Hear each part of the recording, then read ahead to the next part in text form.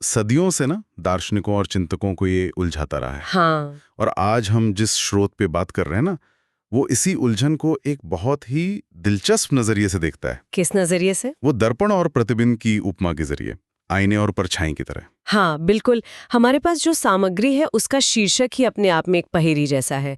सुख दुख, दर्पण और संसार का मिथ्या प्रतिबिंब। जी। ये तो सीधे सीधे चुनौती दे रहा है हमें।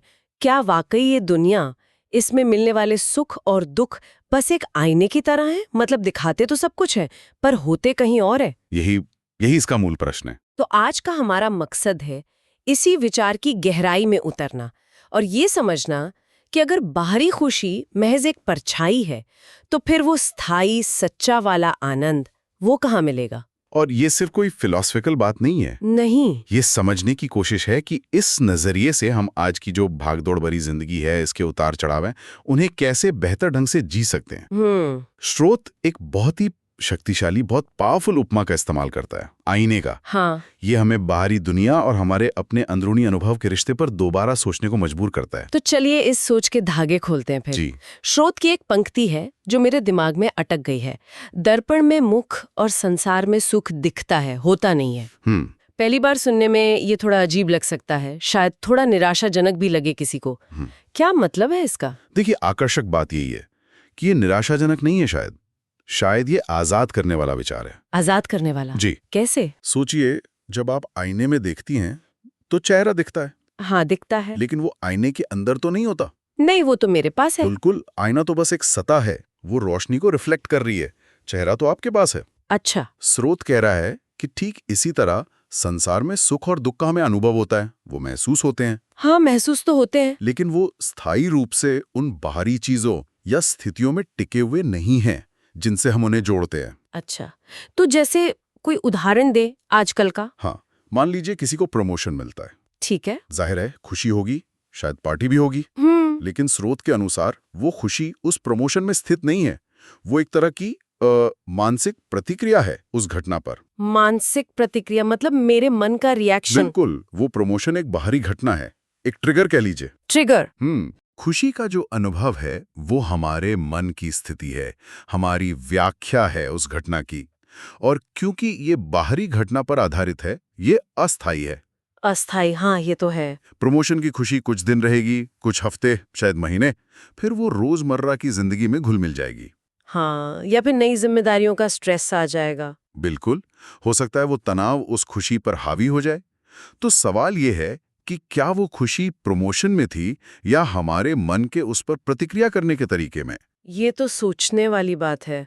मतलब हम अक्सर बाहरी चीजों को अपनी खुशी या दुख का कारण मान लेते हैं, जबकि वो शायद सिर्फ ट्रिगर हैं। हाँ बिल्कुल। जैसे सोशल मीडिया का उदाहरण लेते हैं। हम किसी की परफेक्ट छुट्टियों की तस्वीरें देखते हैं और एक पल को लगता है कि वाह, इनकी जिंदगी कितनी शानदार है, कितनी खुशियों से भरी है। सही पकड़ा आपने। वो तस्वीरें एक चुना हुआ, एडिट किया हुआ प्रतिबिंब है एक तरह से। वो उस व्यक्ति के पूरे अनुभव का सच नहीं है और न ही वो खुशी का कोई परमानेंट सोर्स है। सही है। स्रोत यही कह रहा है कि ये सांसारिक सुख दुख जो है ना, ये मानसिक प्रतिबिंब हैं।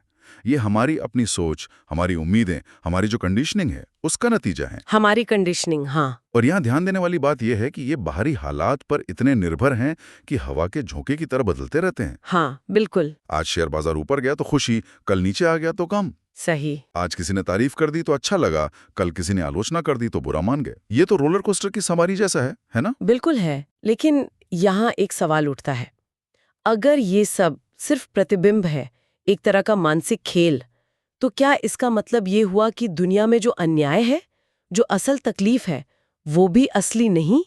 ये नजरिया कहीं हमें उदासीन तो नहीं बना देगा? मतलब कि अरे सब माया है तो फिर कुछ करने की क्या जरूरत? ये एक बहुत जरूरी सवाल है, बहुत वैलिड सवाल है।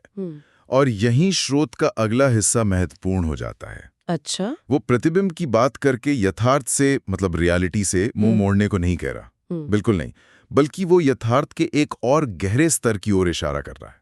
गहरे स्तर? हाँ, स्रोत कहता है जैसे दर्पण को न तो हंसी छूती है न आंसू भिगोते हैं, वैसे ही आत्मा निरपेक्ष साक्षी है, उस पर सुख दुख का लेप नहीं चढ़ता। अरे वाह, ये पंक्ति तो जैसे पूरे समीकरण को ही बदल देती है। है ना? मतलब हमारे अंदर कुछ ऐसा है, कोई ऐसा हिस्सा जो इस सारे मानसिक उतार चढ़ाव से, इस सुख दुख के खेल से पूरी तरह अछूता है, बिना भीगे। बिल्कुल। यही निरपेक्ष साक्षी या साक्षी भाव का सार है, एसेंस है।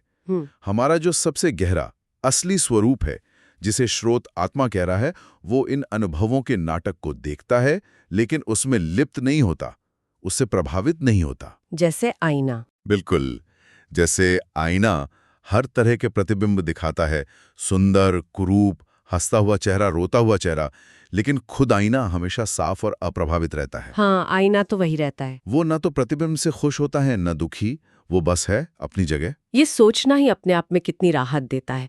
आज की दुनिया में जहाँ लगातार बदलाव है, इतनी अनिश्चितता है, करियर में देख लीजिए, रिश्तों में, सेहत में, दुनिया के हालात में, ये जानना कि हमारे अंदर एक ऐसा केंद्र है, एक ऐसा कोर है, जो इन सब तूफानों के बीच शांत और स्थिर रह सकता है, ये तो एक सुपर पावर जैसा लगता है। हाँ, है तो। और ये कोई निष्क्रिय या उदासीन अवस्था नहीं है।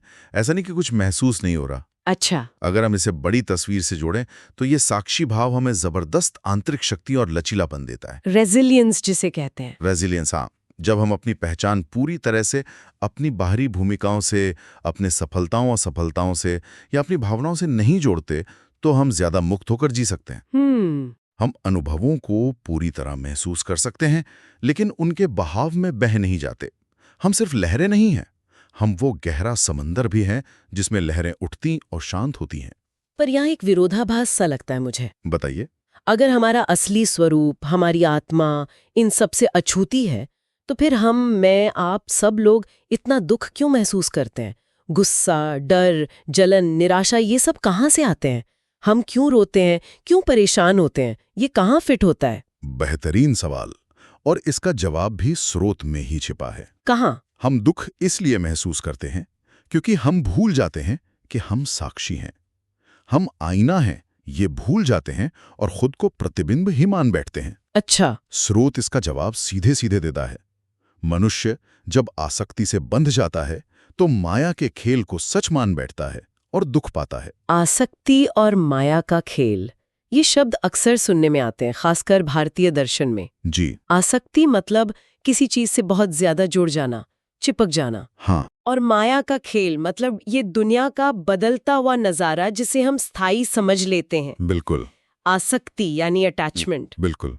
और ये सिर्फ चीजों या लोगों से नहीं होती, ये विचारों से हो सकती है, अपनी इमेज से हो सकती है, अपनी राय से हो सकती है। अपनी राय से भी? हाँ, यहाँ तक कि अपने दुख से भी आसक्ति हो सकती है। हम अपनी पहचान इन चीजों से इतनी जोड़ लेते हैं कि जब वो बदलती हैं या चली जाती हैं तो हमें लगता है कि हमारा स्वयं का कोई हिस्सा टूट गया या खो गया। और माया का खेल यही है, ये निरंतर बदलती हुई दुनिया जिसे हम अक्सर एक ठोस स्थायी हकीकत समझ लेते हैं, जबकि ये एक प्रवाह है, एक लीला है, बदलती रहती है। इसका कोई आजकल का उदाहरण सोचें। जैसे लोग सोशल मीडिया पर लाइक्स और फॉलोअर्स से अपनी कीमत आंकने लगते हैं। हाँ, बिल्कुल। अगर लाइक्स कम आए या कोई अनफॉलो कर दे तो वाकई दुख होता है। ये उस वर्चुअल पहचान से आसक्ति हुई। एकदम सही, ये एक सटीक उदाहरण है। या फिर करियर में देखिए, जब कोई अपनी पूरी जिंदगी एक टाइटल या पोजीशन के इर्द गिर्द बना लेता है और रिटायरमेंट के बाद एकदम खालीपन महसूस करता है। हाँ, ये भी देखा है। तो दुख का असली कारण बाहरी घटना, कम लाइक्स या रिटायरमेंट, उतनी नहीं है जितनी उस बाहरी चीज, वर्चुअल वैलिडेशन, जॉब टाइटल से हमारी गहरी आसक्ति और उसे अपनी पहचान का स्थायी हिस्सा मान लेने की भूल है। मतलब हम प्रतिबिंब को ही असलियत समझ लेते हैं। बिल्कुल, हम उस अस्थायी प्रतिबिंब को ही अपनी असलियत समझ बैठते हैं, और जब आईना हिलता है, प्रतिबिंब बदलता है, तो हमें कष्ट होता है। हम भूल जाते हैं कि हम उस प्रतिबिंब से कहीं ज्यादा हैं, हम तो वो आईना हैं। तो हम इस आसक्ति और माया के जाल में उलझकर दुख पाते रहते हैं। ये तो एक चक्रव्यूह जैसा लगता है। क्या इससे बाहर निकलने का कोई रास्ता है, या हम बस इन मानसिक प्रतिबिंबों के रहमो करम पर ही रहेंगे जिंदगी भर? नहीं, बिल्कुल नहीं। स्रोत यहाँ बहुत आशावादी है, बहुत ऑप्टिमिस्टिक है। वो रास्ता भी दिखाता है। अच्छा, क्या कहता है?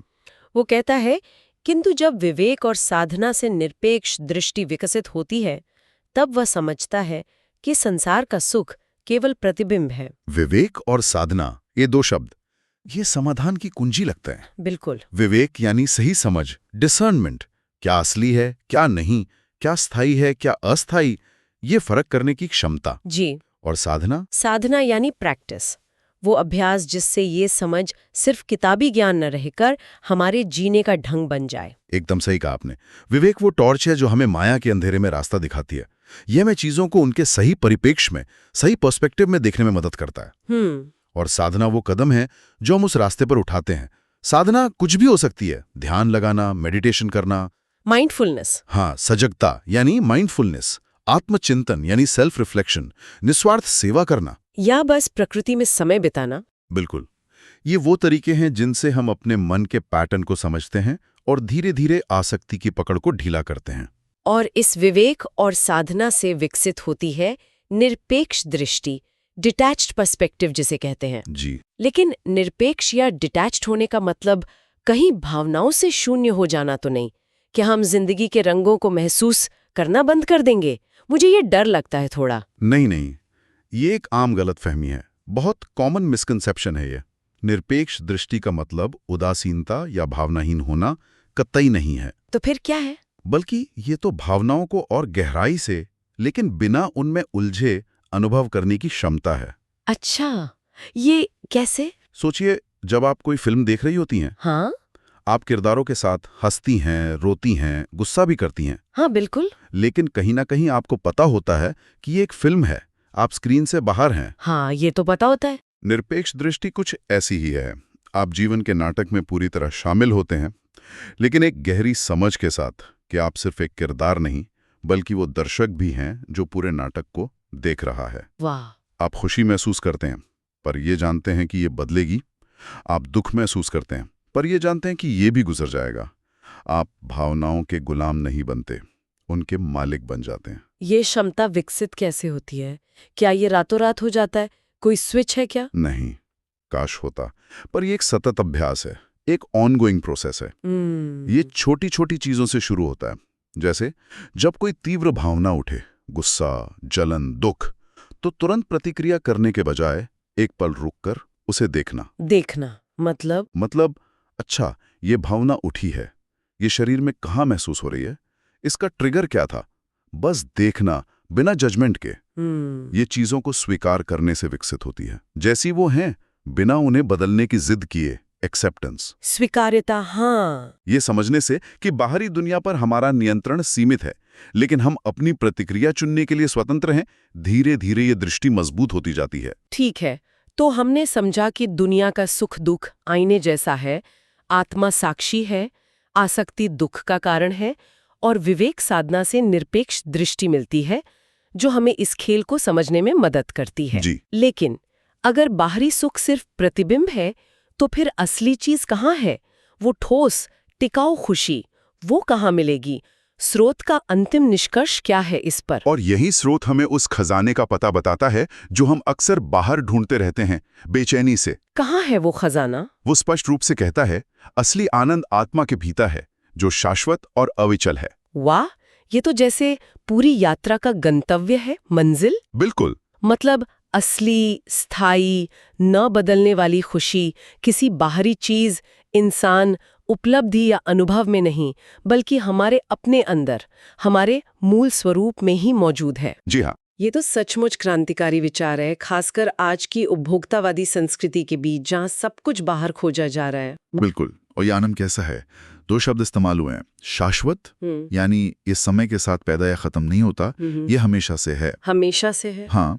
और अविचल यानी ये बाहरी परिस्थितियों के बदलने से हिलता या डगमगाता नहीं है।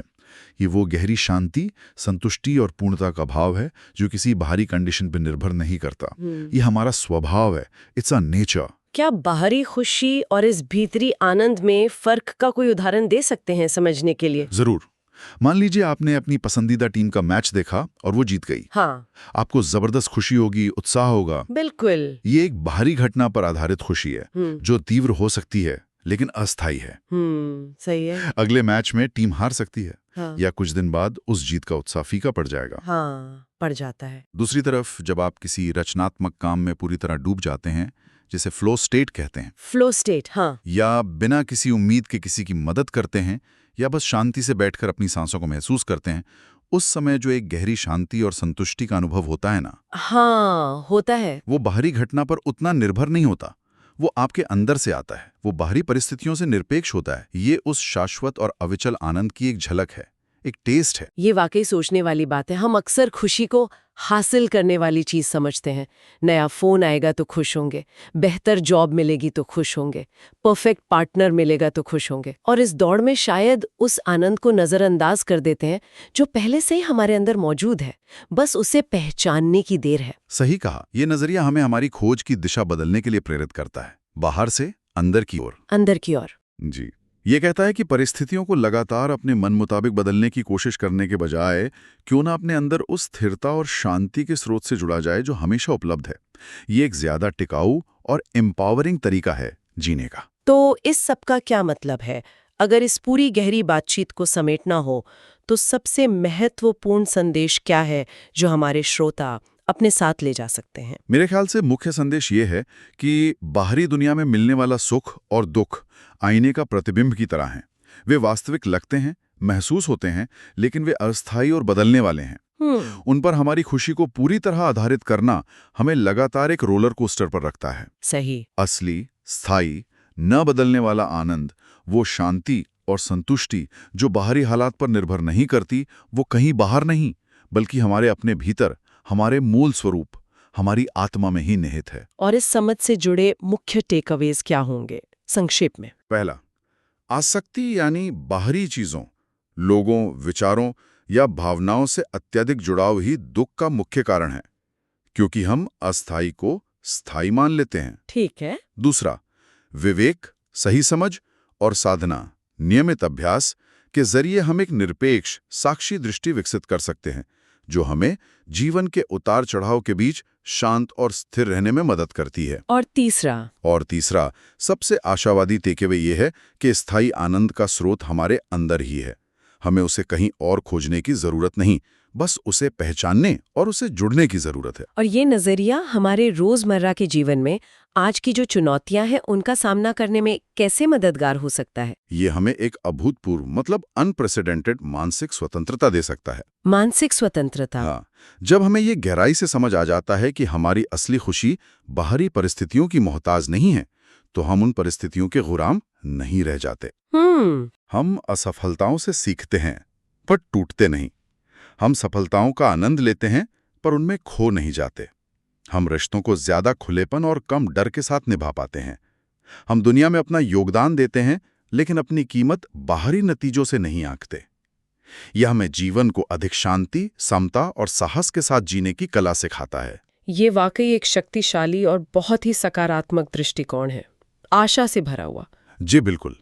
ये हमें याद दिलाता है कि चाहे बाहर कुछ भी चल रहा हो, हमारे अंदर शांति और आनंद का एक अभेद किला हमेशा मौजूद है। हाँ, चलिए आज की इस गहरी बातचीत को यहीं समाप्त करते हैं, लेकिन एक सवाल के साथ जो शायद हमारे श्रोताओं को सोचने पर मजबूर करे। जरूर पूछिए। अगर असली आनंद बाहरी चीजों में नहीं बल्कि भीतर है, तो आज, बस आज, ऐसा कौन सा एक छोटा सा, बिल्कुल मामूली सा कदम उठाया जा सकता है? शायद 5 मिनट का शांत बैठना, या किसी एक चीज के लिए दिल से आभार व्यक्त करना, या बस अपनी सांस पर ध्यान देना, जिससे अपने अंदर झांकने की, उस आंतरिक स्रोत से जुड़ने की एक छोटी सी शुरुआत हो सके। इस पर विचार जरूर कीजिएगा